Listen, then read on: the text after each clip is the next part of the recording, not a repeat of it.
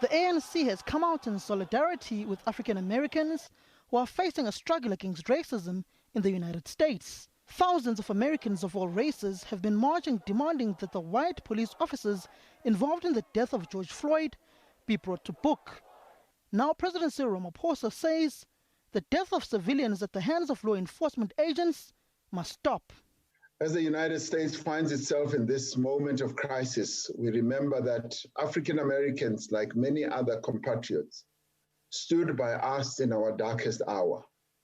The civil rights movement in the United States inspired our own struggle, and its leaders galvanized international support for us. We owe them a great debt, and we stand in solidarity with them today, tomorrow, and into the future. And we believe that human dignity is a universal aspiration, and that respect for the rights and dignity of every human being is the only guarantee of any nation's prosperity. Law enforcement officers in South Africa have also alleged to be involved in the killing of civilians. President Cyril Ramaphosa says he distinctively told law enforcement not to see citizens as the enemy during the battle against COVID-19. The death of Collins Khoza and 10 other South Africans reportedly at the hands of our security forces during COVID-19 is something that I deeply regret.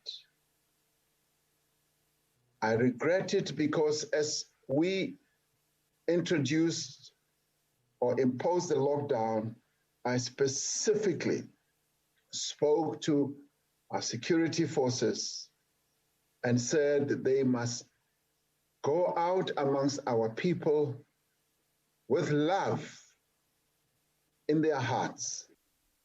SACP General Secretary Bladen Nzimande says the end of social injustices can be achieved when the economic landscape changes. We commit ourselves as the South African Communist Party in memory of George Floyd and many other victims of racism, both in our country and in the rest of the world, to deepen our struggle for economic justice, as indeed it is the foundation of racism and all other forms of prejudices. COSATU President Zingiswa Losi says South Africa also faces massive social injustices. We do so equally condemn the painful killing of our countrymen and women here in our country. We remember Josiah Master, a Mozambican who was dragged by police behind a police van. We remember Andreas Titane, Collins Khoza, and others in our country. We also condemn the acts of racism that we have seen against Victor Mlotshwa, who was forced into a coffin. Tunzi Sibuyi, who was also assaulted and sustained head injuries.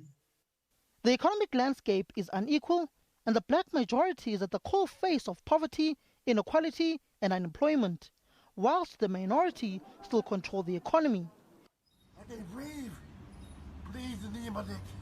Many have said the system has its knees on the necks of the black majority. Samkele Masego, SABC News,